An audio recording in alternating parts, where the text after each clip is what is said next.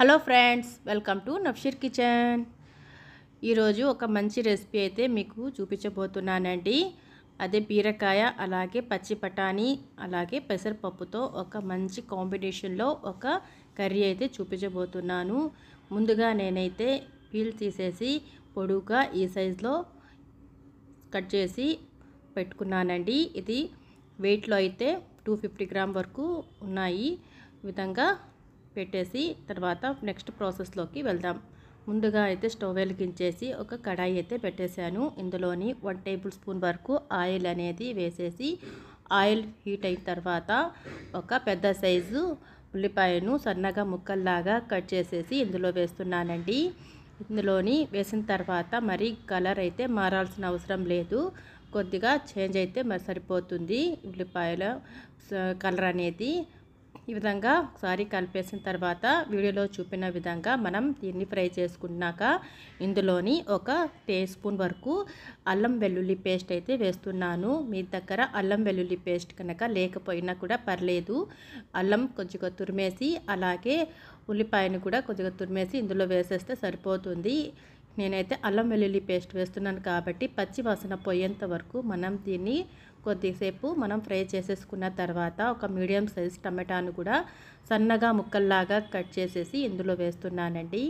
ఇందులో వేసిన తర్వాత ఒక 2 నిమిషాల పాటు మనం దీన్ని ఫ్రై చేసుకున్నాక ముందుగా శుభ్రంగా కడిగి కట్ చేసి పెట్టుకున్న బీరకాయ ముక్కలను కూడా ఇందులో వేసేసి ఒకసారి బాగా కలపాలండి. చాలా సింపుల్గా మనం ఈ రెసిపీ అయితే చేసేయవచ్చు. చాలా అంటే చాలా బాగుంటుంది. రైస్, చపాతీ, పుల్కా, దోశ ఎన్నిట్లోకైనా ఈ కాంబినేషన్ అనేది సూపర్ అని చెప్పవచ్చు.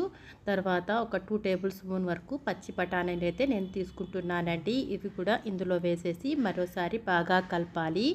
ఈ విధంగా కలిపిన తర్వాత ముందుగా నేనైతే పెసరపప్పు అయితే 2 టేబుల్ స్పూన్ వరకు ముందుగానే కడిగేసి ఒక అరగంట ముందర నానబెట్టానండి. తర్వాత ఇందులోని 1/2 స్పూన్ వరకు పసుపు పొడి, 1 టీ స్పూన్ వరకు కారం, 1 టీ స్పూన్ వరకు ధనియాల పొడి అయితే వేసేసి 1 టీ స్పూన్ వరకు సాల్ట్ అనేది వేసేసానండి. ఈ విధంగా వేసిన తర్వాత ఒకసారి మసాలా అంతా బాగా పట్టే విధంగా మనం దీన్ని కలుపుకోవాలి. చూసారు కదా, ఈ విధంగా కలిపిన తర్వాత ఈ విధంగా కలపడం వల్ల మనకు టేస్ట్ అనేది చాలా బాగుంటుందండి. ఎందుకంటే మసాలా అంతా ఆయిల్లోనే మనకు ఫ్రై అవుతుంది కాబట్టి.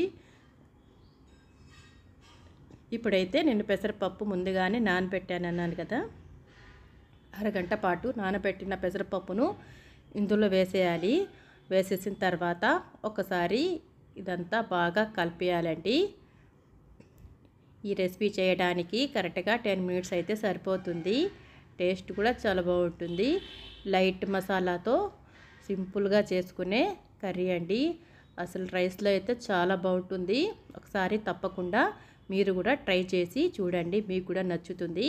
ఈ విధంగా కలుపుకున్న తర్వాత 250 గ్రామ్ వరకు వాటర్ అనేది తీసుకున్నానండి. 250 ml వరకు వాటర్ అనేది తీసుకొని ఇందులో వేసేసేయాలండి. వేసిన తర్వాత ఒకసారి బాగా కలిపేయాలి.